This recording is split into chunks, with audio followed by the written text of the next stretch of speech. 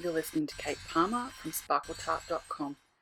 Today I'm going to show you how to create a magazine Christmas tree, and then I'll decorate it with Lindy's Stamp Gang products.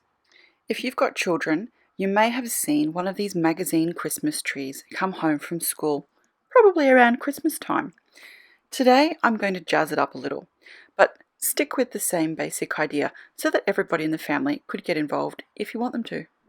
I've chosen a magazine that has matte pages.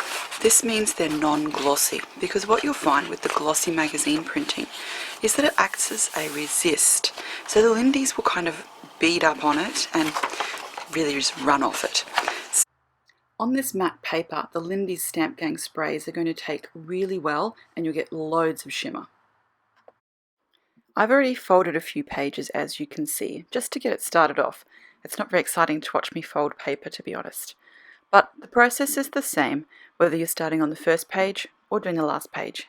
So to create your Christmas tree shape, start from the top section here, the top of the page, and fold it down towards the middle. Now, if you're doing a lot of these, or if the pages of your magazine are thinner than this one, these are quite thick, you might want to create this crisp edge with a bone folder or some kind of plastic folder. It can be a bit hard on the fingers otherwise. This magazine has quite thick pages, so there's not as many of them, so I'm quite content just to use my fingers. Once you've got this nice crisp fold, grab from the outside edge and again fold towards the centre. Now make sure that this little piece here doesn't go right into the middle, otherwise you can have a bit of a problem in the next step. But just get it as close as you can, and again just using the finger. A nice crisp fold. Now you've got this little taily bit down here. What do you do with that? Looks like a little tie right now. Okay, so at the beginning of your folding you can literally just grab this and fold it straight up, but that's not going to work as you get towards the end because it sort of curves into the middle here. So what I've been doing is turning it around and folding it down from the top. It just creates a much crisper edge and you don't have to worry about it curving. So once you've got that nice and folded, you don't want to leave it up like this, it's just a bit messy. So just flip that little page back over, that tail, and just fold that tail up underneath here. Close that page back over. And that is how you fold one of the pages. When you're finished folding all of the pages in your magazine, it should look a little bit like this, and it should be able to lay nice and flat. When you look at the base, all of those little folds should be nice and even so that it has a flat bottom.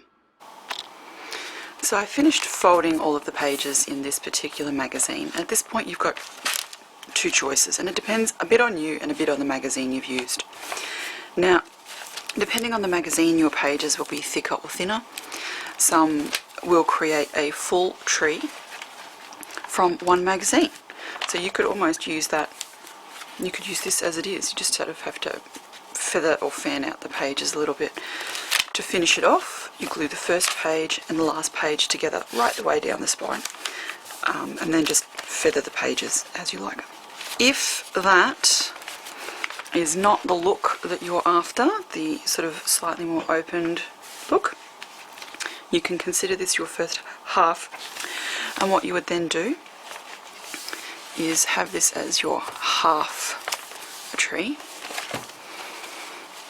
and you would fold another magazine that needs to be the same size and shape, preferably the same brand, so that they decorate the same way. And what you would then do is stick these together on the first and last pages, so stick the two trees together. You could always leave this as a 180 piece, stick a piece of cardboard to the back here so that it remains nice and flat, and then this sits against a wall. I want this to sit on a console table up against a wall, so it will only be half a Christmas tree that I'm decorating here today. I'm going to add a little bit of colour, but what you'll need to do, because this is paper and it's absorbent, you'll need to add the colour very lightly in several steps. If you soak this, that all of these pages will warp and it's going to look like a mess. To begin with, I'm going to add a layer of Silent Night Silver Starburst spray all over my Christmas tree, not the back. Once this has had a chance to dry, for a bit of extra shimmer, I've added some of the steel, and that is one of the gorgeous Glitz Spritz colours, which means just shimmer. Now this really amped up the shimmer factor on this, and it's so shimmery I had trouble photographing it. It's gorgeous in person. I wish you could see it. So the tree has dried quite successfully and it's now an even grey kind of a colour, silver kind of a colour I should say. And what you're going to need for this next part is a really thick sticky glue that's going to hold its shape. Now I'm going to use the Express It clear gel again, and what I'm going to do is I'm going to use this like it was tinsel, and I'm just going to wrap it around the tree. Now the glue will run a little as it dries. I don't know of any that won't apart from hot glue, and that won't stay liquidy enough to adhere the glitter. So you will have to content yourself with slightly less than perfect. Now the next step is to add this glitter. Now if you wanted to, you could do this so that it looks like white snow rather than tinsel.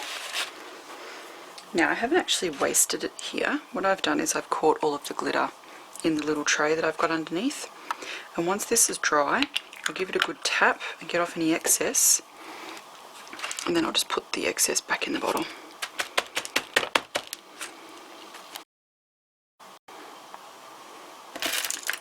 For this next step I've co-opted a few bits from a Christmas garland, but I don't want them to be red. So what I'm going to do is cut the larger balls away from the smaller ones, but leave a little bit of the plastic thread, whatever that is that's holding them together, so I've got something to hang on to. And the reason I'm doing this is because I'm going to colour the larger balls a different colour than the smaller ones. So I'm going to do the larger balls with the Lindy's Time Travel Teal. I have some liquid adhesive and it's just a matte medium. To add the glitter, I'm grabbing the little balls by the tail, dipping it into the glue and giving it a good tap to get rid of any excess. Then over a piece of scrap paper, I'm basically just dousing the little ball in glitter until every inch of it is covered. Once that's done, I'm going to put it onto a non-stick surface to dry. For the strings of smaller beads, I'm using the Shabby Turbine Teal Glitter. Now, it took me a while to do those larger beads, so I'm changing tactics on these. I'm going to dip them into the glue and then lay them on a bed of glitter. Once I've got a few done, well, as many as I can fit onto the glitter, I'm then going to tip the rest of the bottle of glitter over the top and let them dry. This is a much quicker way of doing it, although it's not quite as perfect a layer of glitter as you get by doing each little ball individually. The first batch have dried and they're actually quite a pretty colour. Obviously I won't be using the fully red bits as the front, but the turquoise with the little hint of pink peeking through is really rather lovely. And I think I'm just going to leave them like this. I'll have to be a little bit careful about which side I put to the front, but they're really a pretty colour. That gorgeous mix of soft pink and the red has become soft pink by the addition of that matte mixed media adhesive and the glitter. They're actually really quite sweet. The surface of these smaller balls looks a little bit like powdered sugar. Yummy! I've left them overnight and my glittery embellishments are now completely dry and ready to use. Some of them are a little less than perfect, but that's okay because that's the side I'll stick to the tree. For my last element, I have some little wooden stars from Studio Calico, and I'm going to colour them in Lindy's Stamp Gang embossing powder. So I've got Aurora Amethyst, which is one of the shimmery ones, and I have Pop Rock Purple, which is one of the new colours. Now I'm using a really simple method to apply the embossing powder to the stars here. I'm basically grabbing the star with a pair of tweezers and heating it under an embossing gun. I'm then dipping this into the jar of embossing powder. Now it'll only collect a little bit the first time, but after 3 or 4 heating and dipping sessions, you'll have a beautifully embossed shape. And you don't have to muck around with yucky embossing liquids, especially on small shapes. This works great. Now I'm a tiny bit fussy, so sticking all of these elements onto my Christmas tree took quite some time because I wanted them all to be perfect. I think it was worth it though. I think this turned out great and it's a wonderful addition to my Christmas decorations. I hope you've enjoyed seeing how I made this and that it might even get you started on your own magazine Christmas tree. Bye!